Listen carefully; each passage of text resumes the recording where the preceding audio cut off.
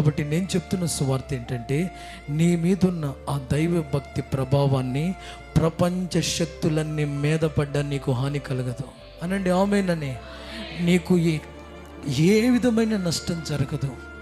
అంత భద్రత, అంతటి ఔన్నత్యం నీకు కలిగిన భక్తిలో ఉంది.